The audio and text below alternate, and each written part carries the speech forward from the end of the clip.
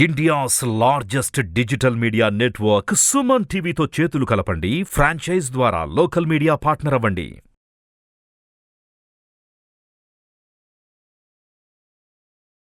ఎల్నాటి శని యొక్క ప్రభావం ఏ విధంగా ఉండబోతుంది, దానికి ఎలాంటి పరిహారాలు చేసుకోవాలి అంటే, ఎల్నాటి శని ప్రభావం అంటే ఏంటంటే, ఏ రాశికి అయితే జన్మంలో శని ఉంటాడో, అంటే ఆ రాశిలో శని ఉంటాడో అది జన్మశని.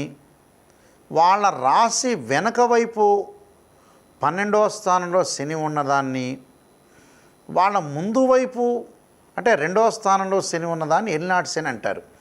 అంటే ఎవరైతే శని యొక్క ప్రభావం గల జాతకులు వాళ్ళ రాశిలోనూ వెనుక రాశిలోనూ దానికంటే ముందు రాశిలోనూ ఉంటే ఎల్నాటి శని అంటారు.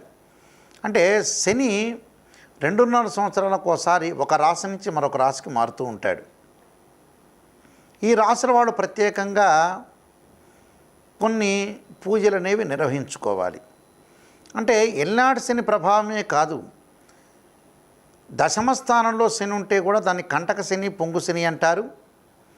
చతుర్థ స్థానంలో ఉంటే అర్ధాష్టమ శని అని, 8వ స్థానంలో శని ఉంటే కూడా అష్టమ శని అంటారు. ఈ శని గల ప్రభావం వల్ల వ్యక్తులందరూ కూడా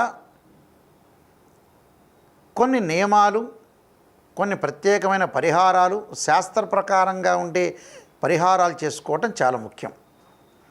అంటే శని యొక్క ప్రభావం వల్ల శని యొక్క కారకత్వాలను మనం ఆలోచన చేస్తే, అనుభవము, పరాభవము, ఆరోగ్యము, అనారోగ్యము, అంటే అనారోగ్యం కావటం, పనులలో చాలా సమయం పట్టడం, దగ్గరికి వచ్చినట్టు వచ్చి పనులు వెనక్కి వెళ్ళే సందర్భం ఎక్కువగా ఉండటం, తగాదలు, గొడవలు, అంటే మంచికి పోతే చెడు రావటం, ఇనప సామాను, బీరువాలు, ఆయిల్ బిజినెస్సు, అలానే ఉద్యోగంలో 4th గ్రేడ్ ఎంప్లాయీస్, చిన్న చిన్న వృత్తులు చేపట్టేవాళ్ళు, అలాంటి వాళ్ళందరూ కూడా శని కారకత్వంలోకి వస్తాడు. అంటే శని యొక్క ప్రభావం వల్ల మనిషికి అపారమైన అనుభవం వస్తుంది. అంటే శని చెడ్డ చేయడు. చాలామంది కూడా శనీశ్వరుడు అంటారు, కాదు, అది శనీశ్వరుడు అనాలి. శని యొక్క ప్రభావం వల్ల ఎల్నాటి శని కానీ, కంటక శని లేదా పొంగు శని కానీ, అర్ధాష్టమ శని కానీ, అష్టమ శని యొక్క ప్రభావం వల్ల కొంత దోషం అనేది ఏర్పడుతుంటుంది. ఆ దోషాన్ని మనం ఎట్టి పరిస్థితుల్లో కూడా దాన్ని నివారణ చేసుకొని ముందుకు వెళ్ళాలి. శని వచ్చాడు కానీ భయభ్రాంతులు చెందాల్సిన పని లేదు. చాలామంది కూడా పిల్లలు కొన్ని నక్షత్రాల్లో పుడితే శని మహర్దశలో జననం జరుగుతుంటుంది. ఆ నక్షత్రాలు ఏమిటంటే, పుష్యమి, అనురాధ, ఉత్తరాభాద్ర నక్షత్రాల్లో జన్మించిన వ్యక్తులందరూ కూడా శని మహర్దశలో జననం అవుతారు. అంటే శని మహర్దశ అనేది ఏమిటంటే 19 సంవత్సరాల పాటు ఉంటుంది. అంటే ప్రతి వాళ్ళకు కూడా శని చెడ్డ చేయడు. ప్రతి లగ్నానికి కూడా కొన్ని లగ్నాలకి శని చెడ్డ చేసే అవకాశం ఉంటుంది, మారకం చేసే అవకాశం ఉంటుంది. కొన్ని లగ్నాలకు శని చెడ్డ చెయ్యడు. అలాంటివి కూడా మనం గమనిస్తూ ఉండాలి. ఎందుకంటే కొన్ని లగ్నాలను మనం ప్రత్యేకంగా తీసుకున్నాం అనుకోండి, లగ్న పంచమ నవమ భాగాలు మంచివని శాస్త్రంలో చెప్పబడింది. అంటే లగ్న పంచమ భాగ్యాధిపతులు మంచి చేస్తాడని చెప్పబడింది. అందువల్ల ఇక్కడ మకర కుంభ లగ్నాల్లో జన్మించిన వాళ్ళకి శని మహర్దశ అనేది మనం జాతకంలో చూసుకుంటే బాగుంది, శని మంచి స్థానంలో ఉంటే శని మహర్దశ వాళ్ళకి కలిసి వస్తుంది అని అర్థం. ఎవరెవరికి కలిసి వస్తుంది, ఏ లగ్నాల వాళ్ళకి కలిసి వస్తుందని మనం చూస్తే, ముఖ్యంగా మకర కుంభ లగ్నాల్లో, మకర లగ్నంలో జన్మించిన వాళ్ళకి లగ్నంలో శని, అలానే కుంభ లగ్నంలో జన్మించిన వాళ్ళకు కూడా లగ్నాధిపతి శని కావటం వల్ల, అంటే మకర లగ్నంలో జన్మించిన వాళ్ళకి కానీ కుంభ లగ్నంలో జన్మించిన వాళ్ళందరికీ కూడా వాళ్ళకి శని బాగుంటాడని అర్థం. అంటే లగ్న పంచమ భాగ్యాధిపతులు కాబట్టి ఆ 2 లగ్నాల్లో జన్మించిన వాళ్ళే కాకుండా, ఇక్కడ కన్యా లగ్నంలో జన్మించిన వాళ్ళకి పంచమ భాగ్యాధిపతి 5వ స్థానంలో పంచమాధిపతి శని కావటం వల్ల వాళ్ళకి అంటే కన్యాలగ్నంలో జన్మించిన వాళ్ళకి జాతకంలో బాగుంటే శని మంచి స్థానంలో ఉంటే కన్యాలగ్నం వాళ్ళకు కూడా కలిసి వస్తుంది.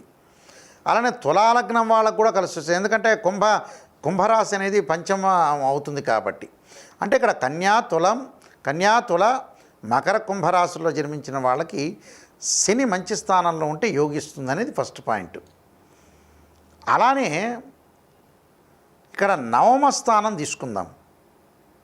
ఇక్కడ నవమ స్థానం ఏమవుతుంది అంటే మిథున లగ్నంలో జన్మించిన వాళ్ళకి కుంభం అనేది మనకి నవమ స్థానం అవుతుంది. అంటే ఏదైతే మిథున లగ్నంలో జన్మించిన వాళ్ళకి 9వ స్థానం కాబట్టి వాళ్ళకి శని మహర్దశ కలిసి వచ్చే అవకాశం ఉంటుంది. బట్ ఒక కండిషను, శని ఆ జాతక చక్రంలో బాగుండాలి, బాగుంటేనే కలిసి వస్తుంది. అలా ప్రతి వాళ్ళకి కాదు. అలానే మిగతావి మనం తీసుకున్నాం అనుకోండి, ఏమిటివి? మిథునం తర్వాత కర్కాటక లగ్నాన్ని మనం తీసుకుందాం.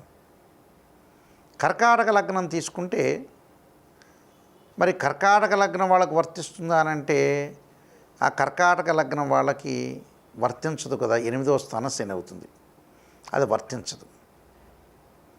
అలానే అంటే మిథున లగ్నం వాళ్ళకి మాత్రమే ఇది వర్తిస్తుంది అని అర్థం. అంటే ఏ స్థానాల్లో ఎవరెవరికి వర్తిస్తుంది అనేది మనం చూడాలి. చూసిన తర్వాత ఆ 9వ స్థానం అనేది ఎవరికి అవుతుంది అనేది మనం చూడాలి. అది లెక్క కట్టుకోవాలి. లెక్క కట్టుకొని 9వ స్థానం 9వ లగ్నం ఏమవుతుంది అనేది మనం క్యాలిక్యులేట్ చేసుకోవటంలోనే ఉంటుంది.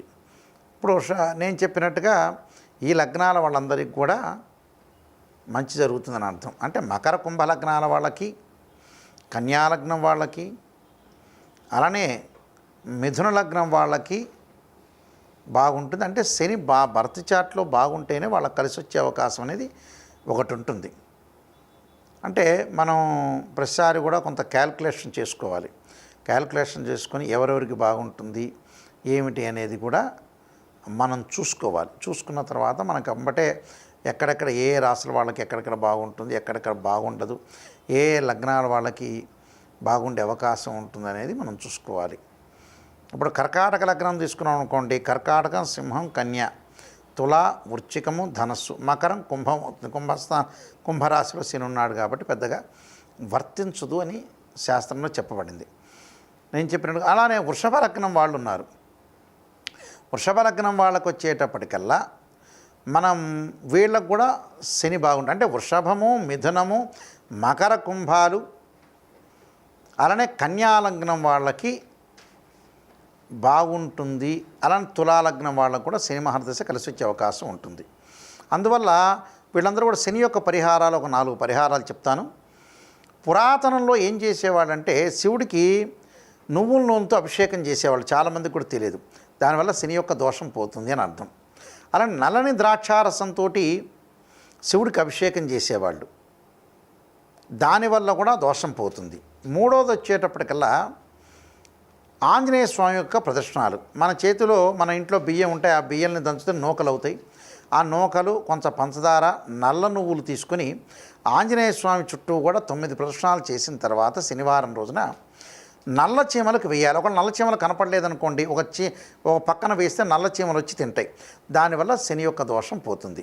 అంటే దోషం పోవడానికి ఏంది, చక్కగా ఆ రోజు నేను చెప్పే 3వ ప్రక్రియలో నూకలు, పంచదార, నల్ల నువ్వులు ఇంటి దగ్గర నుంచే తీసుకుని ఒక చేతిలో పట్టుకొని చక్కగా తలస్నానం చేయాలి ఆ రోజున. మరి షాంపు కానీ కుంకుడు కానీ రుద్దుకోకుండా మంచి ఉతికిన బట్టలు వేసుకొని చక్కగా ప్రదక్షిణాలు చేసిన తర్వాత ఒక మూలకు వేయటం అన్నా జరగాలి, నల్ల చీమలకు పెట్టడం అన్నా జరగాలి. అంటే ఈ 3 ప్రక్రియలు కూడా చాలా విశేషమైనవి. అలాగా చాలామంది కూడా తైలాభిషేకం చేస్తున్నారు, కామన్గా అందరూ చేస్తున్నారు. కానీ నల్ల ద్రాక్షారసంతో అభిషేకం చేయటం శనికి, అలానే శివుడికి నువ్వుల నూనెతో అభిషేకం చేయటం, 3వ ప్రక్రియ వచ్చేటప్పటికల్లా ఆంజనేయ స్వామి యొక్క ప్రదర్శనాలు చేయటం. ఇక నువ్వులు దానం చేసేవాళ్ళు చేస్తూ ఉంటారు కేజింబావు.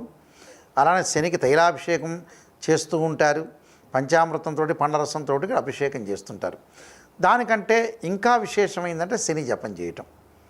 అంటే శనికి అధిదేవత ప్రత్యదేవతలు ఉంటారు. అంటే శనికి అధిదేవత ప్రత్యదేవతలు అంటే శని భగవానుడి యొక్క జపం చేయటం, 19,000 సార్లు బ్రాహ్మణోత్తముల చేత దశాంక్షేత్రపణం చేయటం, దానిలో కొంత భాగంతో హోమం చేయటం నువ్వులతోటి. అలానే యముడి యొక్క అంటే అధిదేవత ప్రత్యదేవతలను కూడా పూజ చేయటం. అంటే యముణ్ణి ప్రజాపతిని, అంటే శనికి యముడు అలానే ప్రజాపతి, వీటిని ఆరాధన చేయటం మంచిది. అలానే శని భగవానుడికి అంతరిక్ష దేవత ఉన్నారు, కాళికాదేవిని యొక్క ఆరాధన చేయటం అనేది చాలా మంచిది. ఇవన్నీ కూడా మీరు చేయటం వల్ల మీకు మంచి సుఫలితాలు జరిగే అవకాశం ఖచ్చితంగా ఉంటుంది. సర్వే జనా సుఖినో భవంతు.